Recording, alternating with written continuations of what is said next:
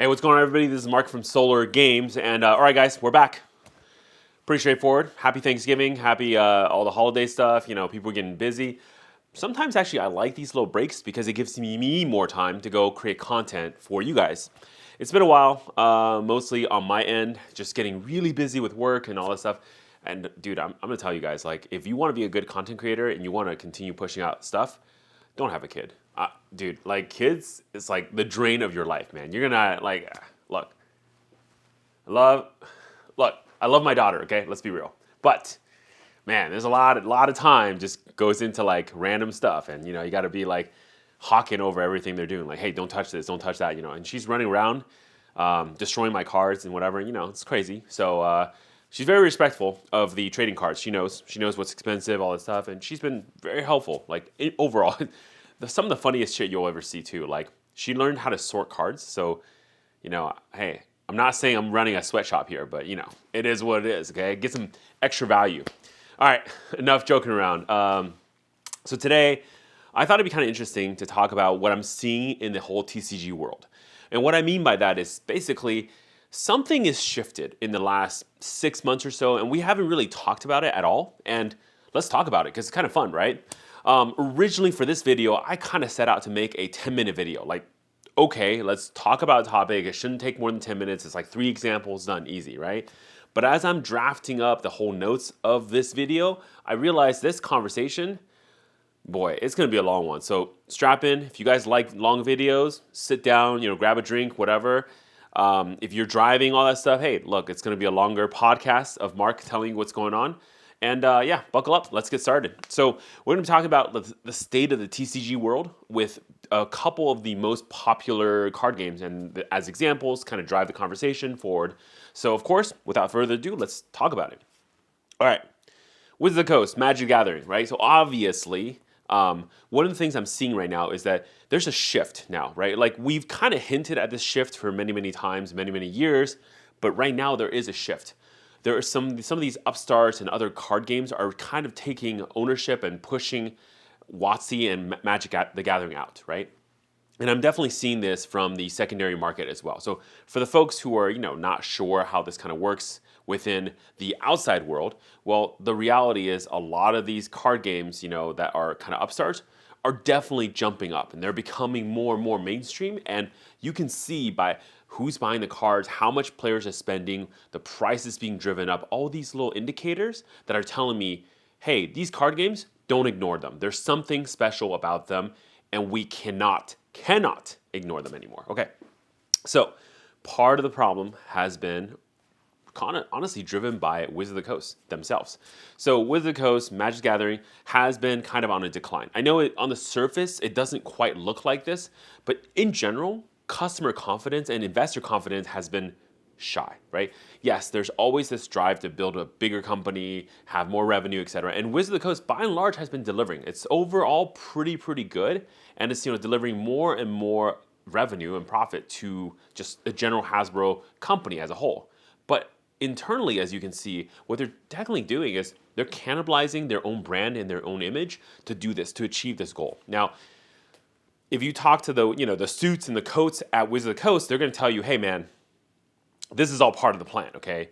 We're going to wash out they're not going to say that, but they're getting rid of the older players to bring in the new blood, right? Because you can't have a game that's like a bunch of like neckbeards and 40-year-olds playing, because they're going to die and they're not going to buy any more cards, right? And they're going to get angry about everything you do. So you kind of have to bring in the young blood, and I get it. It totally makes sense. But the problem is all the little things that they've been doing really makes me like wonder if it actually does anything to bring in these new players, right? So I'll kind of give you some examples here, right? So you can see like Wizards of the Coast, right, is bringing in new players with things like the Secret Lairs, with all the collaborations they've been doing, and with all the crossover stuff. And, you know, we're going to have way more of them coming up soon, and that's the plan. So Wizards of the Coast has seen the light. If we want to bring in new players and new blood and get that revitalization in our game, we're going to need Universes Beyond, Final Fantasy, all this other stuff that's not Wizards of the Coast, right? And that's why Foundation is now the quintessential Magic set. It's like, oh, you want to know what Magic the Gathering is? Oh, every year we're going to release a set that tells you what Magic the Gathering is, but everything else is going to be all of our game system being lent to everything else, right? Very Weiss Schwartz level. gonna, just let you guys know, White Shorts, it's a card game. People like it. People like the waifus and the anime, but it's not a lot of players, okay? Not a very popular game, so FYI, it's not a good thing to be a White Shorts, is what I'm trying to say here, right? Wizards of the Coast think they're doing great, but at the core, they're actually bleeding players, and they probably don't even realize this. Here's the two places where they're bleeding, right? Number one, old players. This is pretty obvious. You, me, most of the people watching my channel, you OGs, you fat like fucking neckbeards, you guys know, okay? Let's be honest. You guys are like, looking at the new cards, you're like, that's back in my day, women didn't look like that, right? Back in my day, like, there's blood on the cards. I get it. There's demons look like demons. Dude, angels, bro. Let's be honest. Like, fucking angels look so fucking good back in the old school day of Magic. You cannot deny it. Like, man, some of those cards, man. Resplendent Angel, like Sarah, like, bro, some of the old school Magic artwork for angels were just so much better. Nowadays, they're okay. Okay, they're not like, there's nothing amazing about it anymore. But like, bro, Avacyn, holy shit, bro. Like, that level is all gone, right? Obviously. But that's not even the real problem. The real problem is like all these OG players are like, hey, look at this cool card from whatever 1997, 1994. Yeah, but I have a new Marvel version or like whatever. Like they're missing the point, right? There's a Magic version of this card. There's like something cool about the card. It doesn't matter anymore. For the cards that are good, right? Secret layers and new sets, whatever, are just gonna print like another version of it that's not Magic at all. Like it's Magic adjacent or sometimes not Magic at all, right? And for the cards that are like actually kind of good and they haven't printed like a new version, they just power creep the shit out of it, right? Meaning like, oh, you see this other card? Well, guess what? Let me show you a new card from Lord of the Rings, for example, that's just better. So why would you play that other card? It's dumb, right? So essentially, right, a lot of these players are getting kind of tired of this power creep, this kind of like push for more and more and more things, right? Even, you guys probably listen to like, if you guys don't know, there's a podcast out there. It's pretty famous, right? MTG Goldfish. I do listen to it on weekly. I enjoy the three guys, Krim, Saffron Olive, and then Richard. They're great, right? They're just like funny kind of guys. And it gives me a nice perspective that's not like what I'm mostly listening to among the collector and the investor bases, right? It's good. It's a good balance. And you can see even Richard's, he's getting tired. A lot of times they get on these podcasts and Richard's like, yeah, man, I went to One Piece tournament. Krim is like, yeah, this other game is great. Like, they're not playing Magic anymore. It's kind of crazy, right? Now, Krim has been kind of moving back into Standard, right? But Richard recently has made a comment. This is like, he's kind of not feeling Commander anymore. I know Richard's kind of stepping back a little bit on the whole, Magic in general. Commander, Modern. He used to be a big Modern player. He's stepping back. So you can see there's some examples of key figures in the MTG community kind of taking a step back. And the reason why Richard's stepping back is because Commander has just gotten too convoluted. All these like OTKs and like super fast mana, all this stuff. Like it's making it so that like this janky ass format that was supposed to be like play all these cards that never get played and do really cool spell effects because the game is slower has now become faster, right? And accessibility, man, fuck accessibility. Talk about accessibility. You can't get the cards, right? A lot of these cards are old school. The players don't even know about them. They were released before they were born. So the new players, they don't even know about some of these cards. That's the problem with accessibility now for Commander. So a lot of people are kind of stepping back. It's just kind of like not fun, right? And for me personally, like I want to play Commander, right? I used to really like Commander, and I just kind of sort of like Commander because it's just more and more shit kind of put into it. And now I can't even stand it. It's like half the card, I don't understand what it does. I don't understand the combo. It's like kind of just sitting there like, okay, you do your thing. Like, oh, sure, just tell me when it's my turn. Like, okay, I'm just here. Like, a lot of times when I play Commander nowadays, I just feel like I'm like the fourth wheel on a car. Because if I don't sit there, the car falls over. You know what I mean? Like, I have to be there to just kind of make sure the car moves forward. But I fucking don't want to be there. Let's be real, okay? So, a lot of my friends too, right? So that's the famous examples like Richard and other players like that. But even among my friends, a lot of them have quit Magic. They're playing other card games. They're playing like, Grand Archive is a good one. That's probably where a lot of my friends have gone to. Dude, like I have one of the best Grand Archive players in the game now, right now. He's selling out Magic. He gave me a bunch of his like Magic cards to kind of proxy sell for him. Why? Because he doesn't believe in the future of Magic. It's not fun anymore. Modern's not like what it used to be. This guy used to be a huge Modern player. I mean, he collected crazy amount of cards. Not there anymore.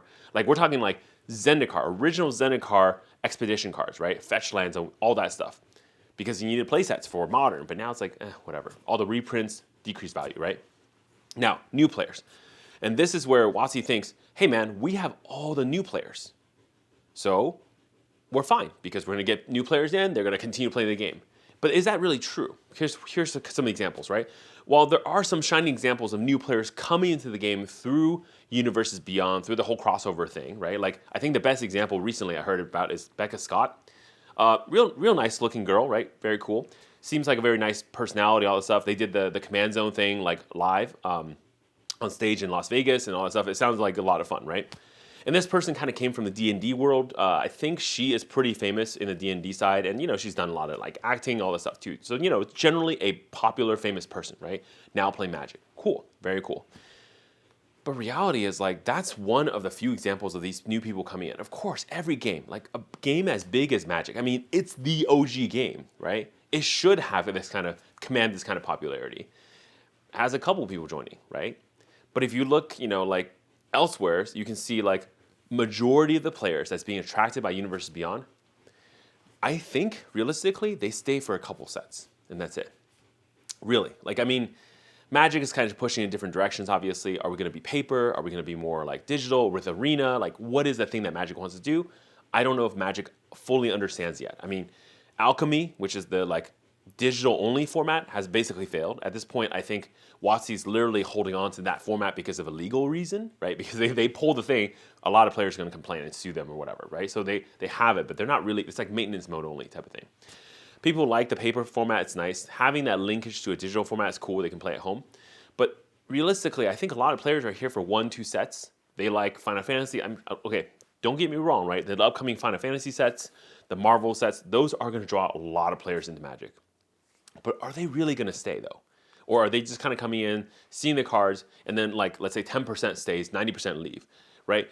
That's the problem. The problem also is you're bleeding that base.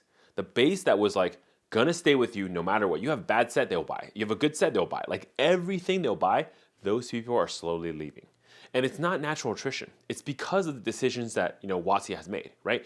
Mark Rosewater makes this good point, which I fully agree with. But I think this is a quintessential example of what's happening. He made this point that, when you make a card game, you make a card, you make something, you want to be very polarizing. Meaning you want the people who love it to really love it, and you want the people who hate it to hate it. And that's fine. You don't really want lukewarm. Like, everyone's kind of like, okay. Because okay doesn't sell cards. I agree. The issue right now, though, is this polarization concept that they're kind of pushing for is bleeding the core audience that used to just stay with them no matter what.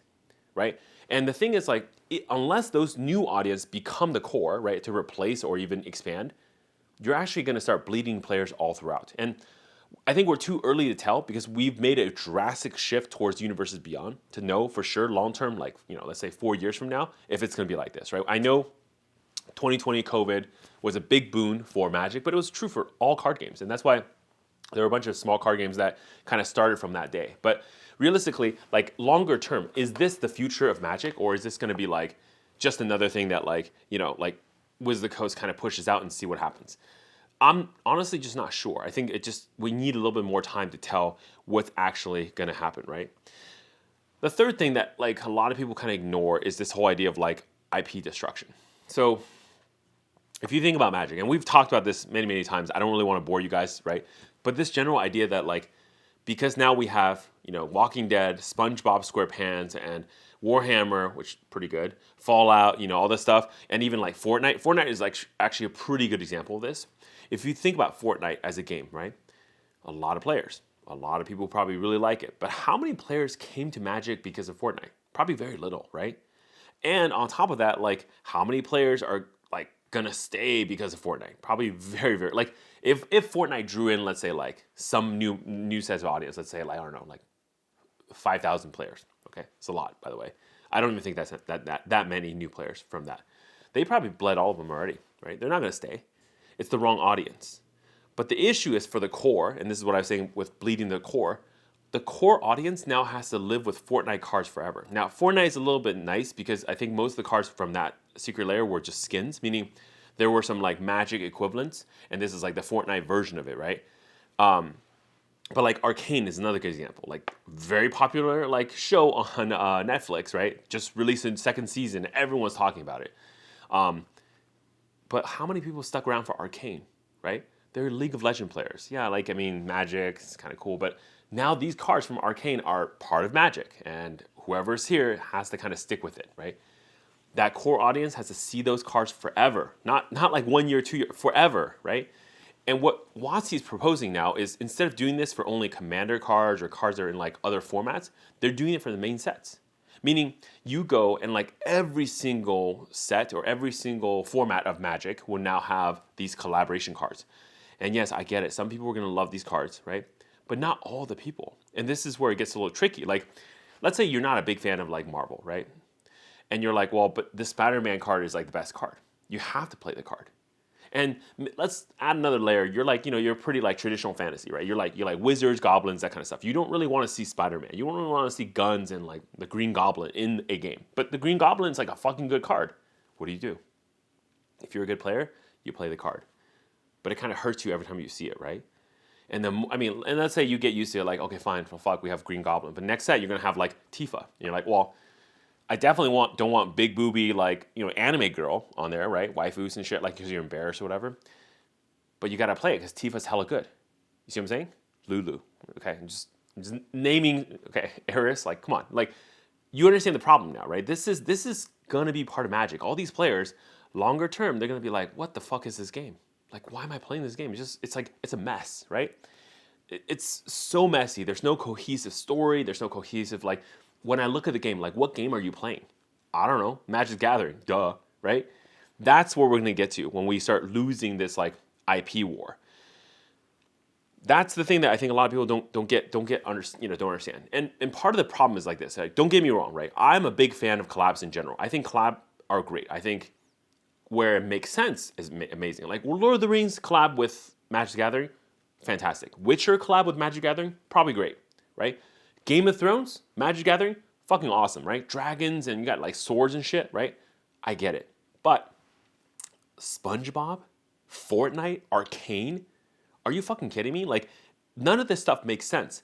It's more just like, well, you know what? If we sell the set, we can have a really quick, injection of revenue for that one set. Holy shit, man. Like, this is the problem, right? The way that WotC, like, management thinks is like, super messed up at this point.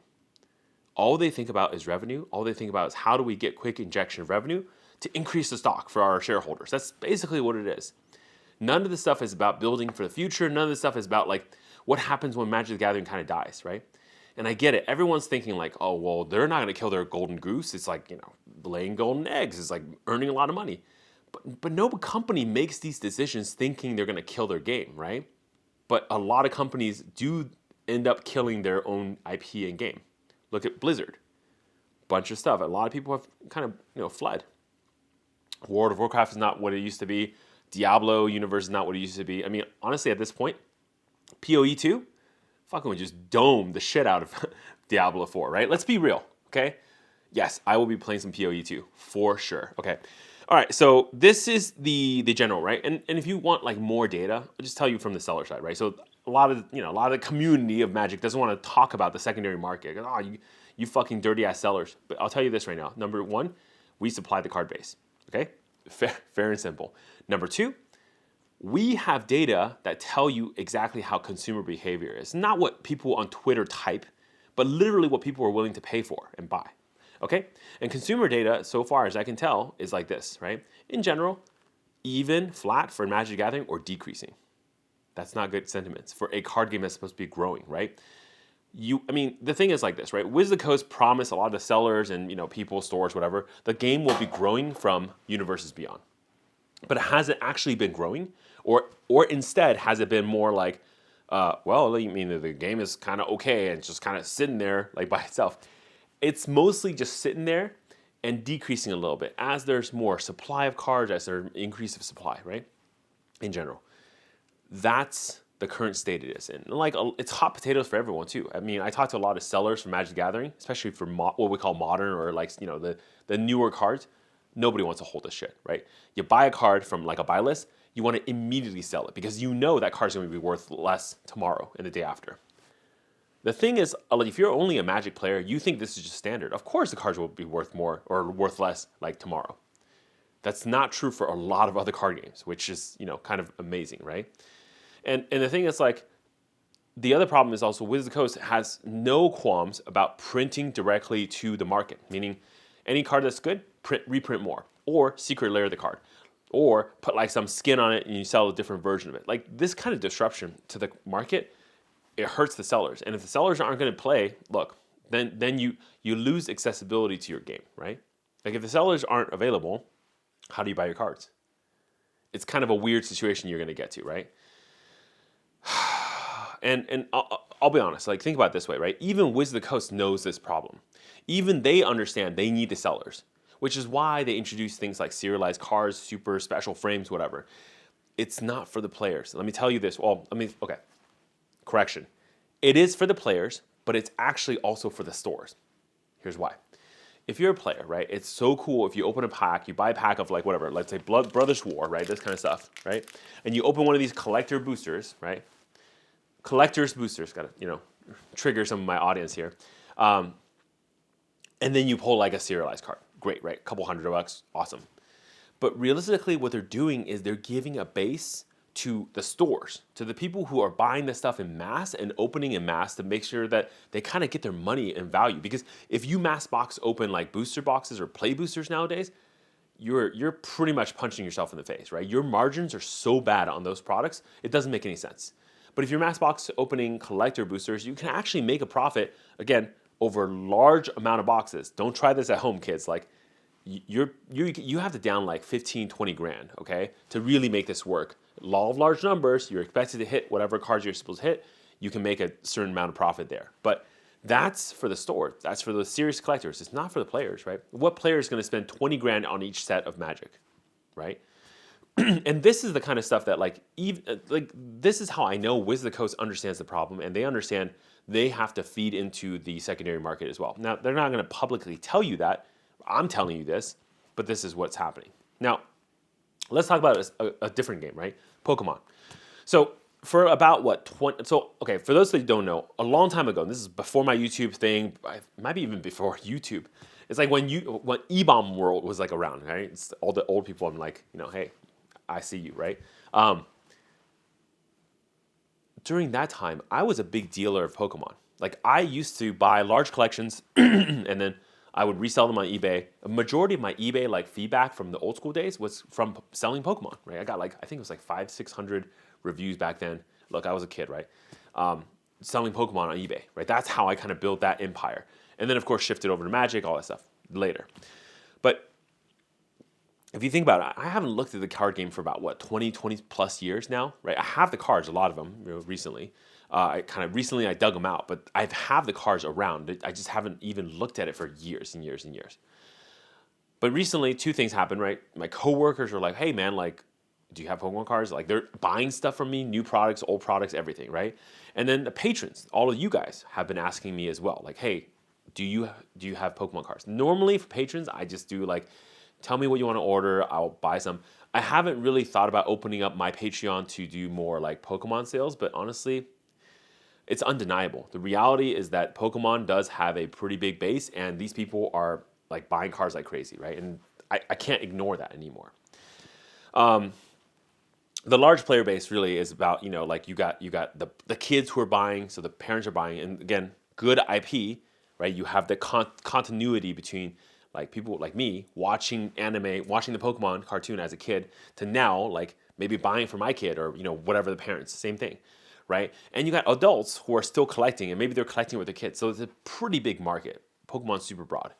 If you want to talk about celebrities, I mean, like Logan Paul, right? You got all these, like, what's his name? The DJ. Like Benny Hannes, right? You know what I'm talking about, right? Like, why can't I think of his name right now? Japanese guy. Anyways, right? He's into Pokemon. There's a ton of people who are like the famous celebrity people who are into Pokemon, right? This is a pretty big deal. Whether or not you like these folks, whether or not you think they're good people, whatever, that's kind of up to you, right? But I'm just saying that kind of stuff drives hype. It drives people to kind of continue to, be interested in the game. And Pokemon, like I say, it's a game. It's not really. I mean, look, there's a game. There's a card game. People do play it. I can't say there's zero players, but it's not a lot, right? And the thing is, it's a majority collectors game. 90% collectors, 10% players. You can tell because majority of the people I talk to and sell products to, all they do is collect. They don't really play the game. For a game as big as Pokemon is, with the number of people who are purchasing, the player base, whatever, the customer base, there's very little like small tournaments, okay? And that's, you can tell it's like not quite the same as something like Magic the Gathering, which is like huge in the tournament scene, in the playability scene, right? So why is Pokemon so popular?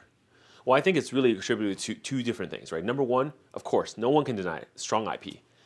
They continue to pump and put more money into their IP with video games, books, TV shows. I mean, it's kind of like undeniable. You go anywhere, you can see Pokemon stuff, right? They're just everywhere.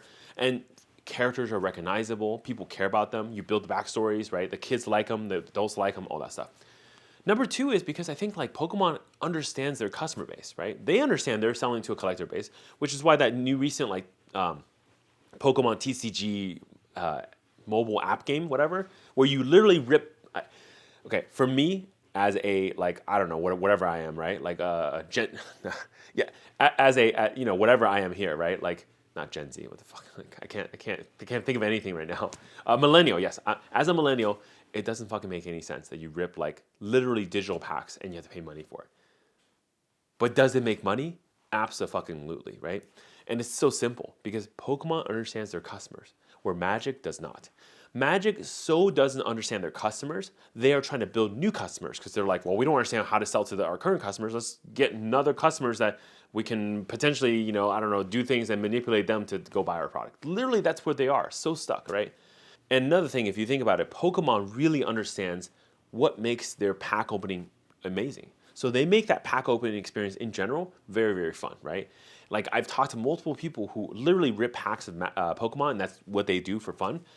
And they said it's amazing. It's like really fun. And I literally give them packs of Magic to rip, and they're like, I don't understand. This is good. It's like, and it's not about the cards, right? Because I've done the same thing for like, hey, here's Grand Archive, go rip it. And they're like, oh, this is so cool. Like, there's something very different about Pokemon and games that are well built for the pack opening experience versus games that are just like not thought through this process at all, right? Now, you can argue Magic the Gathering was never supposed to be a collector's card game, so it doesn't matter if the pack opening experience sucks. But you understand what I'm trying to argue for is not that it's better as a pack opening experience. It's just that Pokemon, right, understands their audience where Magic does not. And if you look at the secondary market, right, dude, Pokemon's fucking hot. There's a lot of cards that are old school cards or old school packs or old school sets that are very, very, very popular, and they're very, very expensive on the secondary market. I just can't say the same thing for Magic the Gathering. I mean, I just recently looked up like Phyrexia All V1, like some of the like pretty good performing sets from like last year and the previous year. They're sitting at a pretty much even. And in Magic World, if you are even, that's good, okay? It's really weird. I'm not saying this stuff, but yes, it's good. It's actually good if the price is like flat. If the price, I mean, majority of the time we expect the price to dip, okay? Very few things like the Lord of the Rings collector booster, whatever, those are increasing. Everything else has been dipping. And that's pretty normal Magic, right? Whereas like in Pokemon, whatever, it's not like this at all. And realistically, if you think about it, what is that indicative of? That people like the game and people are willing to spend money on it, right? That's the thing. Like, I mean, you want to have like the ultimate proof. Pokemon players spend money and they love it. Okay, let's shift gears a little bit into just other upstart contenders for Magic the Gathering. Again, like I told you guys, this is going to be a long video, so we're almost there, guys, okay? So contenders, who am I talking about here? My favorite game, Grand Archive, One Piece, Lorcana, you got Flesh and Blood. These are pretty much like the upstarts, you know, up-and-coming contenders. There's a couple more, Star Wars card game, you know, everywhere, right? Like I'm not going to cover the ones I don't understand, Alter, TCG, whatever. I'll cover the ones I kind of have an idea of, right? These upstarts are kind of going insane. If you haven't been watching the secondary market, you have to. It's crazy. I mean, like, some of these booster boxes that are like MSRP $80, $90 are hitting like 120, 150, 180. Okay, 181 is a little bit insane for Mercurial Heart in Grand Archive, but that's telling you something, right? It's a signal that the game is good and players need more cards. Because this is not, by the way, the Mercurial Heart situation, right? It's not because it wasn't like there wasn't enough printed. Could we have printed more? Sure. But, you know, the developers didn't anticipate this kind of growth, right? Number one. Number two, it's for the players. It's not a bunch of collectors ripping packs and throwing all the commons away or whatever. Literally, the players need the cards from the set, and they can't get it. So They have to buy boxes, whatever, to open, etc. Like, I mean, a lot of times when I'm selling singles for Grand Archive, I literally have to open more booster boxes to get the singles because I sold out. That's how good this game is right now in the secondary market, right? Again, like proof for you, right? Personally, I've kind of dabbled. I originally dabbled into Grand Archive a little bit, but a lot of my business has shifted over to Grand Archive, realistically, right? So within the last year, so when I first started on TCG Player, this is around like 2020, COVID era, right? Like 100% of my sales is Magic Gathering. I shifted a little bit into Flesh and Blood, a little bit into Pokemon, and recently a little bit more into Grand Archive from 2 years ago. But what has happened, right? Initially, Grand Archive would be like 10, 20% of my sales. In the last year, Grand Archive is now like 80% of my sales. I mean, I print out my pull list and the order sheets, and it's just like Grand Archive all the way down. And if you think it's because I list more Grand Archive cards, it's not. Majority of my TCG Player store, like I would say 80%, 70, 80%, is still Magic Gathering. Products, cards, singles, whatever. So why aren't they selling? What's wrong with Magic, right? It's because realistically, of course, like I could adjust my prices lower or whatever, but the prices are dipping, right? Now, you can say, oh, well, Mark, you're adjusting the price for Grand Archive more frequently. That's only because they're selling faster, and I have to go back in there to restock, right? Whereas Magic, they're not selling. So whatever price I listed back then are just kind of sitting there. Was it always like this? No, again, like I said, a lot of cards were moving before, but they don't really move, right? Also, there's just more sets. So people were like, I don't really need this card. There's a better one, power creep, this and that, whatever thing, right? This is the general idea of Magic Gathering. Again, it's not empirical evidence that the game is doing better, but I can tell you, like, a lot of sellers are probably seeing the same thing, especially if they literally sell Magic and Grand Archive together. They would have noticed it, right? So let's start with Grand Archive, right? The game is good. I have high confidence in the game because simply it respects the player base, it respects the collectors.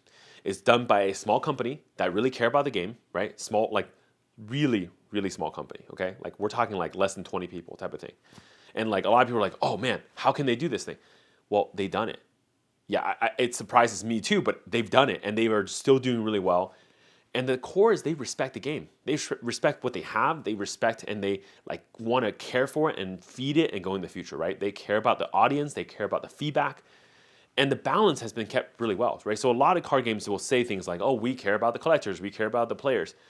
But Grand Archive actually cares, right? And the thing is, remember, they're building all of this stuff with no IP. No IP. Remember, this is not like, oh, Grand Archive is based on this other like anime or whatever, right? The cards look good. The quality of the cardboard is amazing. I recently just had like a Pokemon guy rip a bunch of like Grand Archive cards. And he's like, dude, the quality of this is so good. Man, the back of the card feels like it's in a sleeve. I'm like, yeah, it's called, UV finish. Basically, it's etching, right? These kind of things, you don't need to do that for the back of the card, for every card. But they do it because it feels nice, because it is just like a little bit extra for the players. That's the kind of respect you can tell from even the way the card is built. Even literally the way the card is printed is respectful to the player base, right? Grand Archive often has the highest number of PSA 10s graded. Why? Because the cards are high quality when they're come out. There's no nicks, there's no cuts, there's no weird like whatever printing errors. Are there printing errors? Absolutely. Are they common? Hell no. They're super rare, okay? And the thing is, like, from a corporate angle, right? Grand Archive is not like a publicly traded company. They don't have shareholders to kind of beholden to. They really don't have that like greed, right? And maybe once they become a big company, they'll be more greedy and all that stuff. But for now, at least, what I can tell is a bunch of dudes really care about like games. They didn't like what they saw in like Magic, Yu-Gi-Oh, Pokemon, whatever like, other card games they were playing, and they decided to build the version that makes the most sense to them, and then push this game forward. Right? On the artwork side, somebody really cares about anime artwork. Said, hey, we want this thing to look as great as it can. Push that forward, and then the product quality, right? Hey, we should be different. We should build products that feel good, look good. Like is high quality. People can see it, touch it, all that stuff. Put all that stuff together. You have Grand Archive, and that's why I have high confidence in the game. Okay, and the secondary market tells you exactly what's happening. Grand Archive as a game is growing too, and it's growing really, really fast. I can tell because playable cards have in the past couple months especially increased like 30, 40%. I mean, imagine you're a store and you used to sell a card for $10 and now it's like, I don't know, like 14, 15, $20, whatever. That's really good for your business, okay? The thing is, if it's really good for your business, guess what you're going to do? You're more willing to buy more cards. If you're more willing to buy more cards, the company makes more money. It's just good for the whole ecosystem, okay? And then, more players come in, the game is good. I mean, you can see that, you can feel the growth, okay?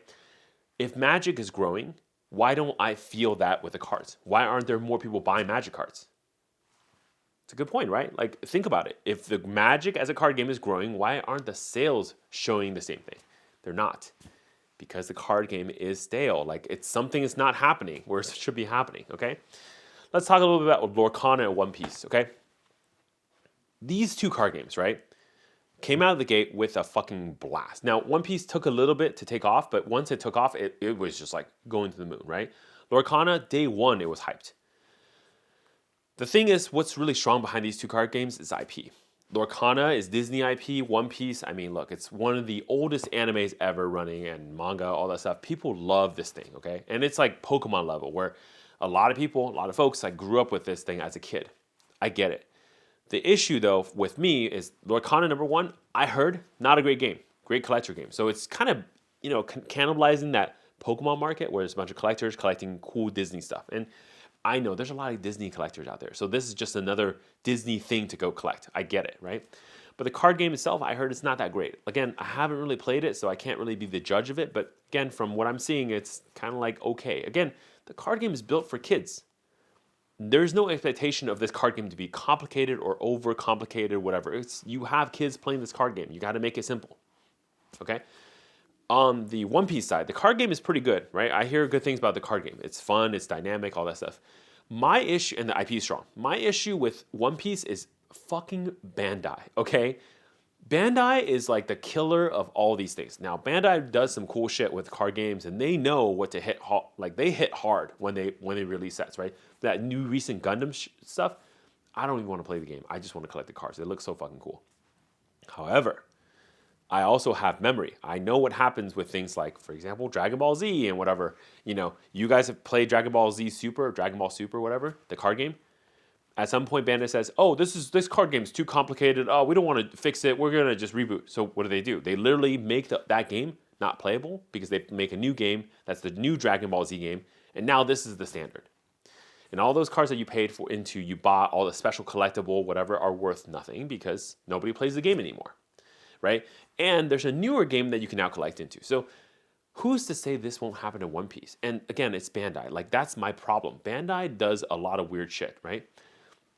Another example of this. So I live in California. I live in the Bay Area, right? And we have a lot of One Piece players here, okay? It's like a really popular game. And for a long time, at One Piece, this is the whole stuff. It was so hard to get cards. Like stores would get like 1-2 booster boxes. It's kind of insane, right? And then of course, supply was always an issue into America. And then what does Bandai do? They literally open a One Piece store in San Jose, right? This is like in the middle of all these other weeb stores and whatever, like selling or trying to make their money with One Piece, supporting the game with weekly play sessions and organized play, whatever.